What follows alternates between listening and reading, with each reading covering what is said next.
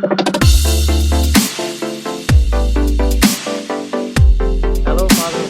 Father Ovito here. Greetings from the land of Jesus. I'm here to explore more about Jerusalem.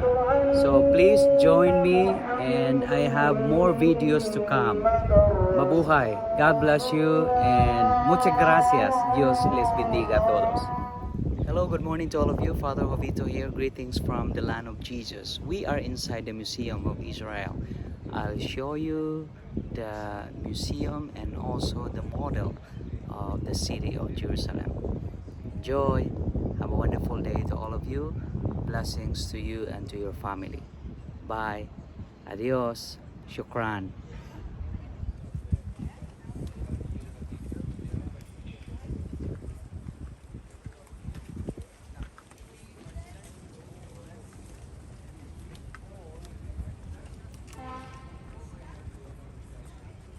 In this area, we have actually not that much to look at.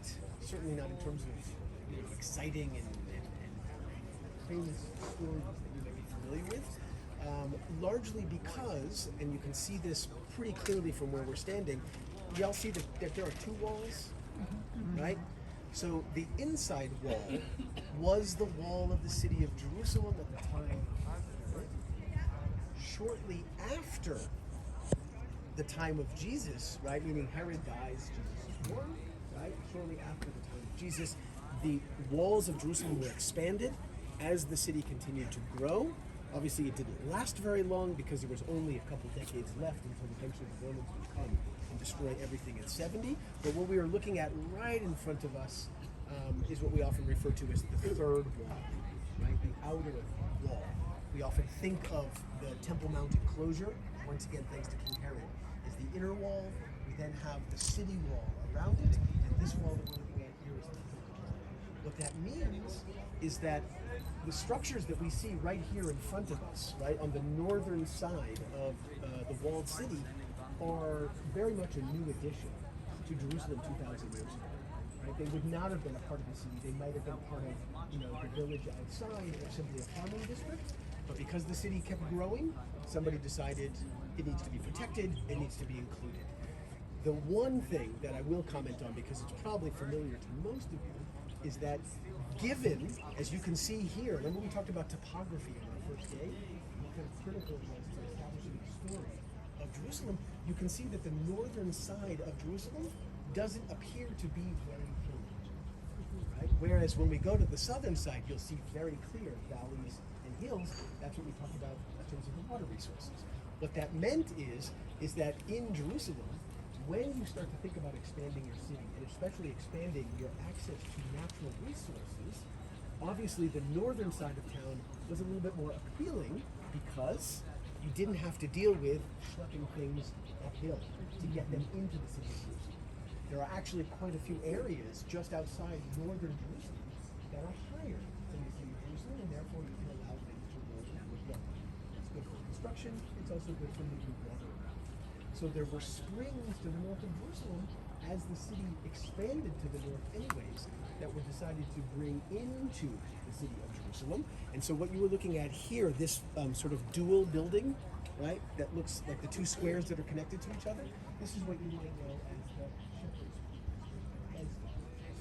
right? You familiar with that? Mm-hmm. If you go into the walled city, I don't know if you've done the walled city yet? No. So when you do it, I assume you'll be visiting St. Anne's? Yes. So you will be in that area, the pools of Bethesda, and they are, at least first and foremost, right? They began their story as simply additional natural resources in order to kind of fuel and support the city of Jerusalem. There are many narratives about those pools. You'll read about those when you're there, but that is the representation of the shepherd's pools because the water was being brought in from the north, where it could simply, you build an aqueduct. Essentially down. Why were they called the shepherd's pools? Again, I'm gonna wait for that story when you're there. Probably it had a lot to do with the fact that it was outside the city at first, right? Meaning where you would come to bring your flocks and you would enjoy the water, right? That's one possibility. There's a lot of different narratives, and again, I assume you'll be exploring those when you're there at the shepherd's pools. Okay, so let's move around to the northern side of town. So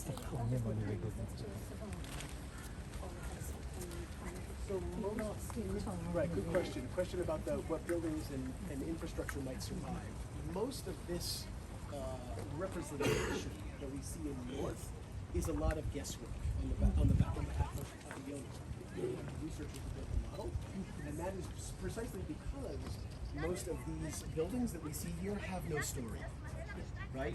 And you could probably imagine why, because they weren't in Jerusalem, right? If a building is going to have a story, it's likely because it's part of the city and part of the narrative of Jerusalem. And so what it basically he's doing here is just sort of kind of imagining, right, a new suburb of town that then somebody built a wall around, and that's why I have very little to say about most of the structures here. However, that being said, if you leave the northern gate of the old city, which is called the Damascus Gate today, in the area, when and if it's possible to do archaeological excavations, which is not so easy to do given the intensity of the population, we often find remnants of, Second Temple period structures, or at least infrastructure, but not these particular houses, because most of this is just, his dreaming. Does that make sense? Oh, absolutely. But it's like in Rome, every time they construct a road, Right. there's something underneath that slows down construction Correct. for endless years Right. while they excavate. So when 2 days ago, where were we? On this map, where were we 2 days ago? Oh, I'll show you. Okay. I'll show you. We're not near that area yet. Hold on one second. I'm getting stuck in my bag here. Oh, that's because it goes around my neck. And under your belt. Yeah, that's what I was about to do. I'm just gonna sort of hook it on my belt. There we go. That might work. What I just wanted to share, just a quick personal anecdote. So for a number of years, I worked as an archaeologist mostly in the Jerusalem area, but also in the foothills to the west. And when I worked as an archaeologist in the Jerusalem area, most of the archaeology that gets done here is what we call salvage archaeology.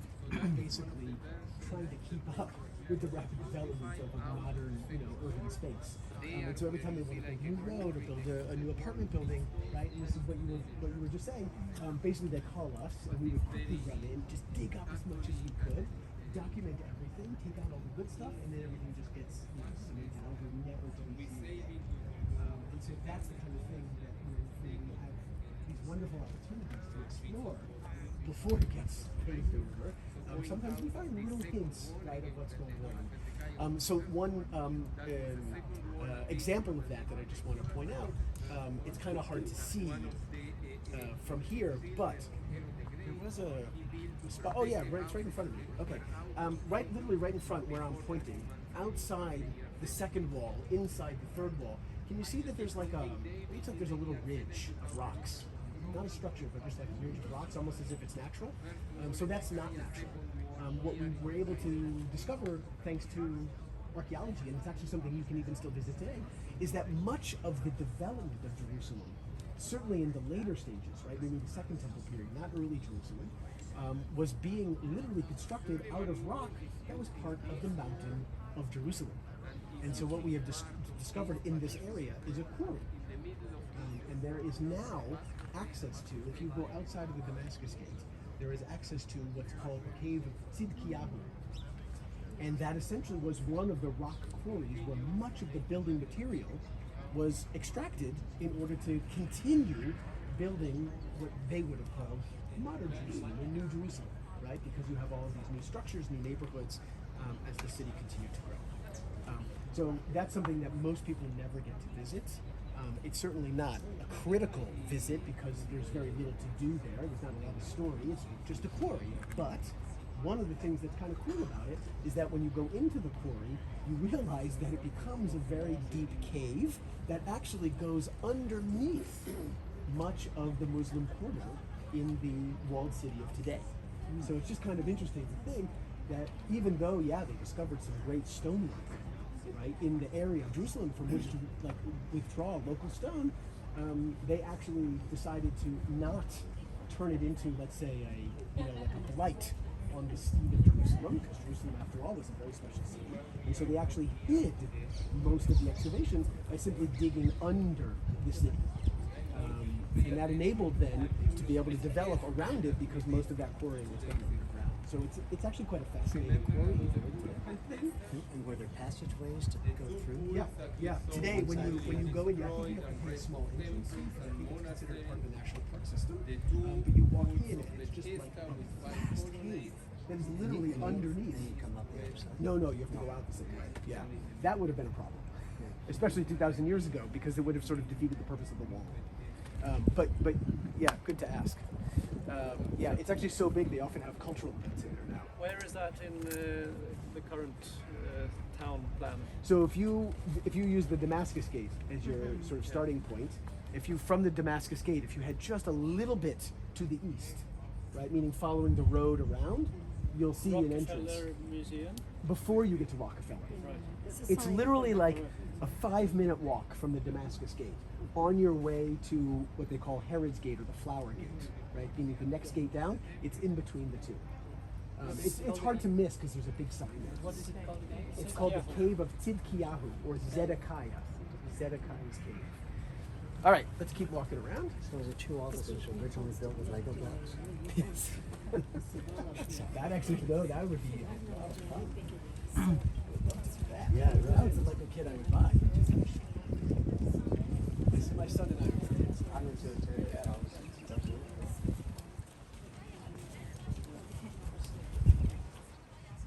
So this is the model of the Jerusalem city.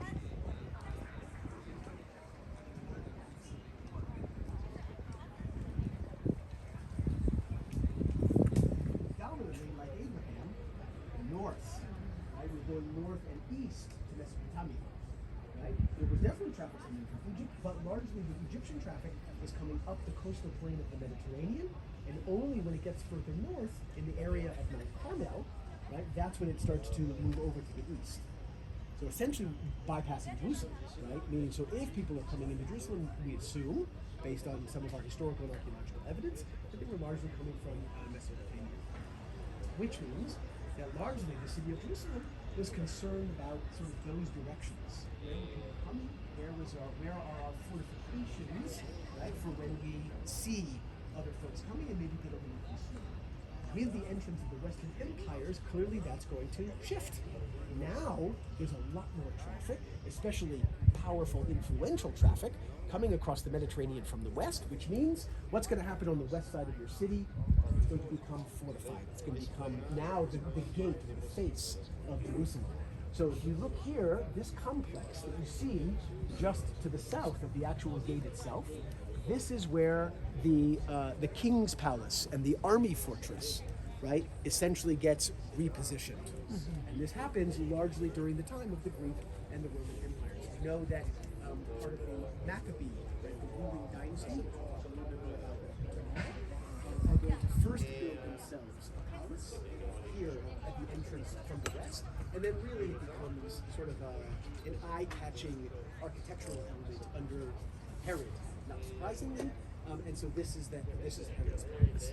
Today, if you're walking around the old city or you're familiar with some of the different buildings there, you would know it as the Tower of Palace. I've been there. I don't know. Today it's an exam of history. It's undergoing a lot of renovations, so that's why I recommend it.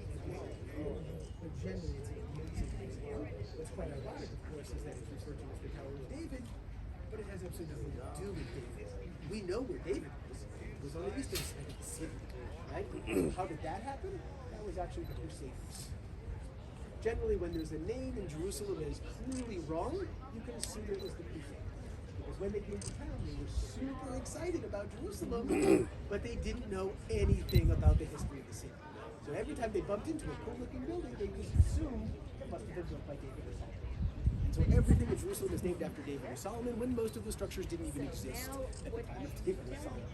Anyhow, so that gives us sort of a very prominent western facade of Jerusalem, because again, the assumption is now much of your influence and maybe even threats, right, are coming from the west. So Herod builds a grand palace here. We have a major army encampment, and hold that story for a second. Now let's just look to the northern side of the gate area. you'll notice that this is the area where the two walls come very close to each other, right? The newer third wall, all the way over here close to me, and then that internal middle wall, the second wall, which is what encapsulated earlier Jerusalem, right? More historic Jerusalem. And just in between these two walls, where you can see the other tour guide shining her laser light, you see the red dot? Everybody see that? Yep. There's a little, what looks like to be another rock quarry, right? And in fact, that's what it is. There is a rock quarry in between this wall and that wall. And I apologize that I did not bring a laser because I'm not sure I actually own one. Maybe I have to put that on my list. I've got to get a laser. But I hope you can all see it. There's like one rock sticking up in the middle, and then there's like a little basin around it, and no houses, no structures nearby. Everybody see what I'm talking about? Right in front of the inner wall. How many palaces In this area? Just one. about in the group ship of is there another one? Oh yes, many more. Oh, right. Oh yeah. You have one in Masada that we're going to visit tomorrow. You have Bethlehem. Yeah, there's quite a few. I don't know if can you even hear me? Oh, okay, good. Yeah. For sure. So the quarry was also being used, like the one we talked about in the north, to continue building Jerusalem. But this quarry had a very interesting story to it. This quarry, they say, was actually constructed in a manner where they dug in a circle around the central stones in the quarry, because according to the tradition, those central stones were flawed. The builders did not see them as reliable stones, and so they let them kind of just stay there. And as you can see on the model, right, obviously the researcher was simply reflecting the tradition, not necessarily anything else. But the builders, or sorry, the excavators just kept digging around and around and around, and what you were left with was sort of an unplanned rock hill, right? Just kind of sticking up in the middle of the quarry.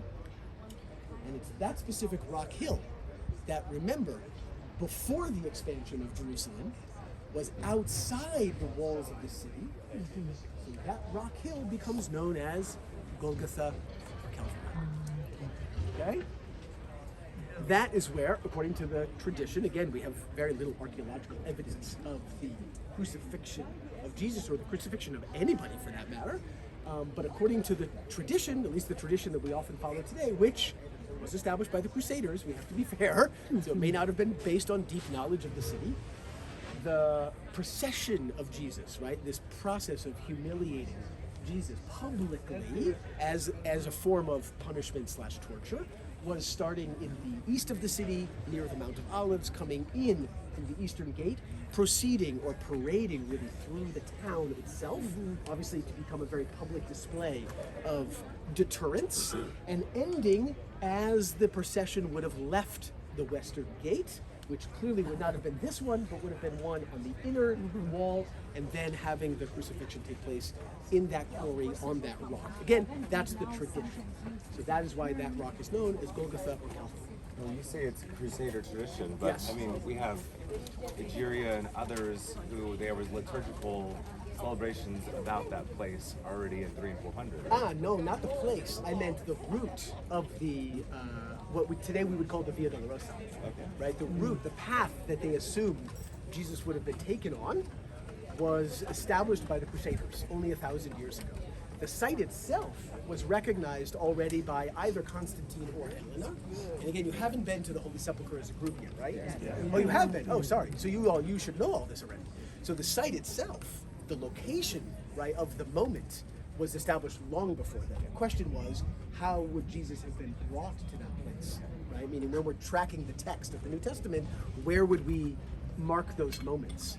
So the reason I'm telling you this is because while certainly the Crusader tradition has lasted and has become quite dominant and accepted, many in the academic world, right, scholars, researchers, are questioning that because it doesn't fit the mold of Jerusalem at the time, given what we know about the power center of Jerusalem, right? Oh, sorry, are you losing me? No, we got it. Okay.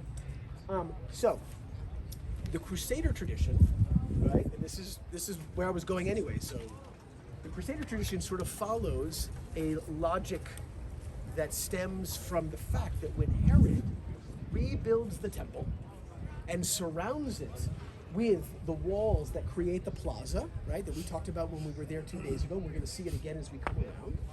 On the northwest corner of that plaza, Herod builds a fortress of some sort. You can see it prominently with the 4 towers right here in front. Can you see that? Okay. So that was known as the Antonia Fortress, right? Again, probably a term you were very familiar with. Named after Herod's former friend, Mark Antony, before he ditched him and became friends with Octavian, who eventually becomes Emperor of Rome.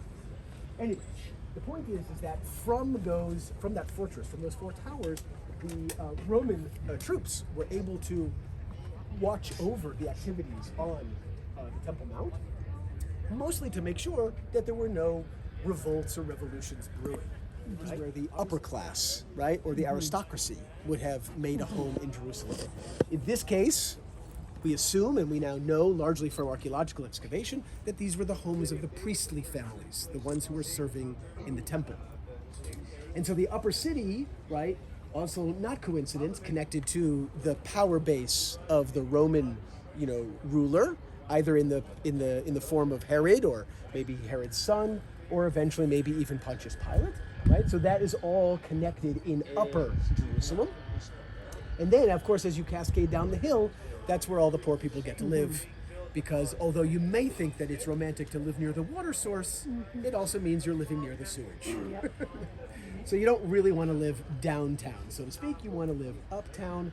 And some of the structures that we see here in front of us, although they're not quite specific in this particular model, we now know to have existed and served as priestly homes because we were able to excavate the upper city shortly after the 6-day war, when Israel takes over control of the walled city from Jordan, and the Jewish quarter, which had largely been destroyed during the war, during the war in the 1940s, so there was very little to preserve within that Jewish quarter, and therefore archaeology becomes a very relevant and very attractive opportunity.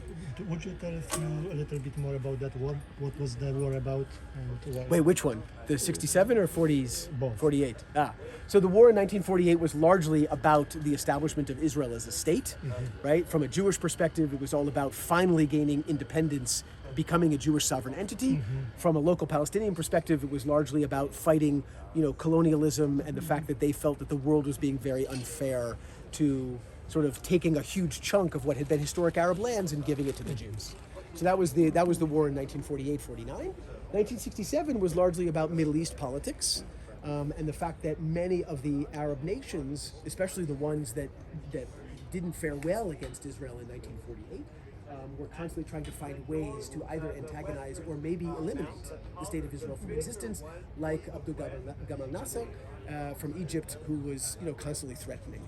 And so, based on all of the various moves between Egypt, also Jordan joined in, and Syria, Israel preemptively attacks in 1967. It's a very short war, it lasts 6 days, go figure. And Israel ends up taking over control of eastern Jerusalem, the entirety of the West Bank, the Sinai Peninsula, and the Golan Heights, right? From those 3 major the participants in the war. And that, at least as far as we're concerned right now, is what shifts the walled city of Jerusalem from Jordanian hands to Israeli hands. Thank you. Okay? So what I was going to say about this area right here is that while this, we now know for certain, was definitely home to the aristocracy of Jerusalem, both Jewish and non-Jewish, apparently over time, somehow, a lot of these structures just became lost in terms of their knowledge. People were not aware that Jerusalem was here. We know that there were periods of time after the destruction of Jerusalem in the year 70 that Jerusalem wasn't even a walled city. So at that point you can sort of understand how easily you could forget where the borders of your city were, where the structures were. And so what happens is that when we fast forward to the Ottoman period, right, 500 years ago, when Suleiman the Magnificent takes over control of Jerusalem, he decides to build a new wall surrounding the city. And we don't know exactly why, but for whatever reason, he decides to build the wall in from the edge of the ridge, right? So today, you see the structure with the pointy top on top of it, little mini pyramid. So on the other side of that is where we find the southern wall of the walled city today, which means that you have a huge chunk of ancient Jerusalem that is outside of today's walled city, once again confusing tourists from all over the world who can't understand why the old city of Jerusalem isn't actually that old. But nonetheless, this is the area that we're looking at now that is called Mount Zion, right? And some of the structures here are the reason why we have some of the narratives on Mount Zion, predominantly the one talking about Caiaphas, right? Caiaphas, the high priest, who is the one partly responsible for the detention of Jesus as he is being, processed in that moment. So that is essentially the area that we're looking at. What is very odd about Suleiman's decision, of course, in building the wall further back on the ridge, is that you're clearly not taking advantage of the topography of Jerusalem in defining and protecting your city. Why was the wall of Jerusalem here in the first place? Because it overlooks the Hinnom Valley. Remember we talked about the Hinnom Valley? So this is the Hinnom Valley that we are looking into. Eventually becomes known as Gehenna, right? This is a place where we have many ancient traditions of child sacrifice. That was obviously the non-monotheistic tradition, and that's probably where we get the connection to a place of evil or hell, and that's why Gehenna means what Gehenna means. So majority of the Pharisees and the Sadducees, they are living in this site. The majority of the Sadducees, perhaps, depending on how we understand Sadducees, and we're going to get into that a different time. But if we associate the Sadducees with the priestly clans, which is usually what we do, then this would have been home to those families because they were part of the aristocracy. Right? Caiaphas also lived here, did you mention? Say that again? Did you say Caiaphas also lived here? I said the story of Caiaphas takes place here. We have no idea where Caiaphas lived, but the story of Caiaphas takes place here because the assumption is if the high priests and their families lived in this area, so it fits that Caiaphas would have been here. But we don't have any evidence of that. Sanhedrin we don't know for sure. There was an assumption that the Sanhedrin may have met closer to the itself. But we don't have... So at the time, majority of the people were poor is in this site. So, just wanted to point that out. I will note that I don't know if Nizar shared with you or not, but as a result of our quick change 2 days ago, remember the afternoon we sort of rescheduled? So you and me, we're going to spend some time in the Jewish, so that the refuse from Jerusalem can flow back out. That was the story we briefly told when we were standing at the Golden Gate, remember? So this would have been known, or at least according to Josephus, the historian from 2,000 years ago, as the Tyropean Valley. Sometimes gets translated as the Valley of the Cheesemakers, if you're familiar with that term. So these three valleys essentially are what kind of define the topography of Jerusalem, where the city itself, certainly in its expanded form, right, being clearly marked by the Kidron on the east and the Hinnom on the south and on the west, but the core of Jerusalem, remember, going back to our early story, is of course what we now call the city of David, or some call it the city of David, which is this kind of narrow ridge directly between me and the southern wall of the Temple Mount. And that ridge is defined on the west by the Tyropean Valley. So that valley was once very, very important. And then as Jerusalem grows, at first with the expansion under Hezekiah that we explored together, right, the Tyropean Valley becomes less relevant because the city moves up onto the hill, and at that point you need another strategic area from which to protect your city. And that's where the western valley, i.e. the Hinnom Valley, becomes more relevant. Is this what's today called Zion? Is it? No. Today this is called Zion, Mount Zion. But I was just talking about where we have some of the archaeology of the priestly homes. Why we call it Mount Zion, nobody knows.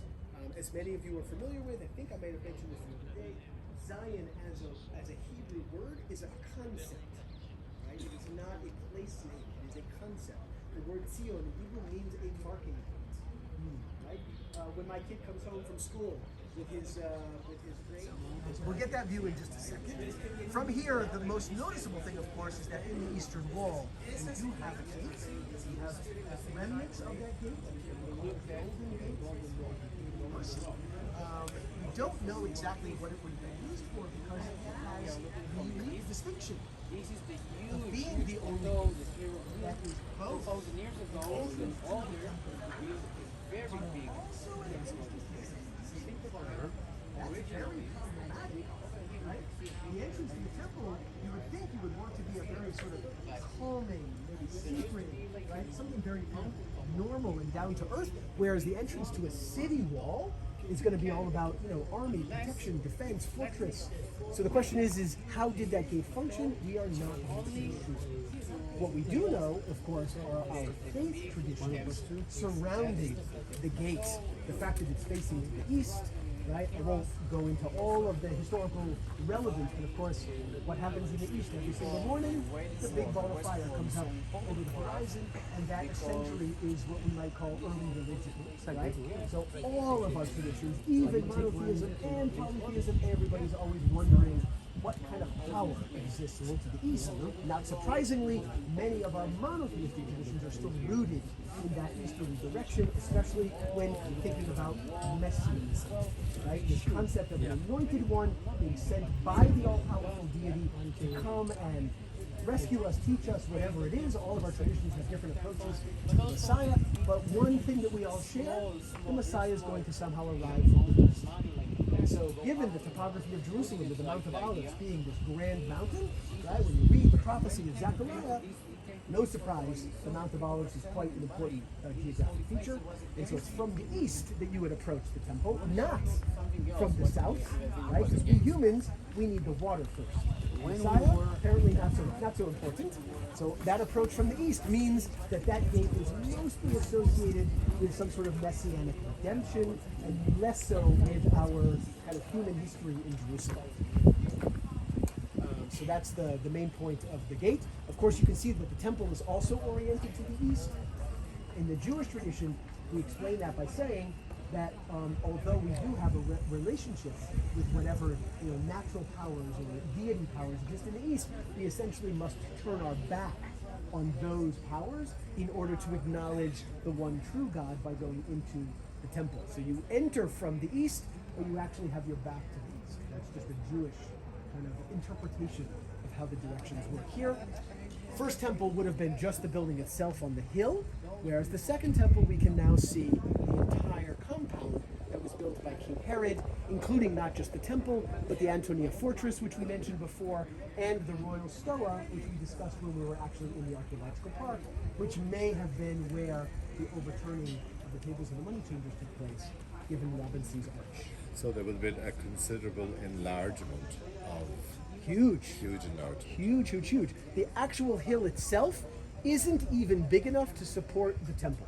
That much we know, right? Meaning parts of the temple were built over the slope of the edge of that little hill. That's so Holy of Holies in the middle. Exactly. Yeah. Everything on all sides then of that structure essentially must be artificially elevated and or supported in order to create the plaza, and that is really where the genius of Herod comes into play in sort of imagining the engineering that needed to take place in order to make that happen. So when you are, have you gone up to the Temple Mount yet? Not as a group, but you're going up there, I assume, at some point. Yes. So when you're up there, everywhere you stand, you will be standing on air. Right? Meaning there is no ground underneath your feet. There are simply arches and supports and pillars, many of which we have now accessed over the years. We're able to see that they're there, and they go back 2,000 years to when Herod created this artifice. Oh, so it wasn't a total fill-in? Not always, no. There were many underground spaces. As a matter of fact, right? So this building today, of course, is the Golden Dome of the Rock. The Royal Stoa today is the Al-Aqsa Mosque. Underneath the Al-Aqsa Mosque is a whole nother mosque. Right? It's built into the spaces that were created by all of the arches and the supports. One of the other things that we talked about is from the southern extent, remember that the pilgrims would have gone into the Hulda gates into tunnels that come under the platform. Right? So there was a lot of space that was being used under the underground, or under the platform, I should say, because it's technically above the ground. Yeah. It's a huge... 56 didn't make any impressions on the ground, Temple Mount? Not that I'm aware of. No. Where would be the porticos of Solomon? So the Royal Stoa is what's usually referred to as the porticos of Solomon. Of course, remember, nothing to do with Solomon, right? Meaning that didn't exist when Solomon was there. So you can probably take a wild stab at who named it such. The Crusaders, exactly, very good, yes. Yeah, as a matter of fact, when they took over Jerusalem about 1,000 years ago, they actually, for the first time, built 2 churches on the Temple Mount. Because remember, for early Christianity, the only sacred space that was necessary was Golgotha, right, and the burial tomb. So when the Crusaders came to town, they actually built 2 churches. One was called Templum Domini, the Temple of Our Lord, and the other one was called Templum Solomonus, the Temple of Solomon, because it was their belief that this area had been part of, Solomon's sort of vast palace. And they even referred to, or they thought that maybe the notion of the pillars had to do with Solomon's, what they called Solomon's stables. Right? That the Solomon's vast army of horses were all kind of chained up there. There was a lot of just very creative imagining that we now know has nothing to do with reality. So would have animals and so Well, no, given that most of the animals that are being bought for sacrifice are coming from people who are giving them, right? That is part of the gift that is taking place. There were, we assume, some pens that had to be close by because there was often processing involved. so what's the thought on that? Where did that all happen? Quite possibly either just outside the walls or in some of those underground spaces. Like we said, around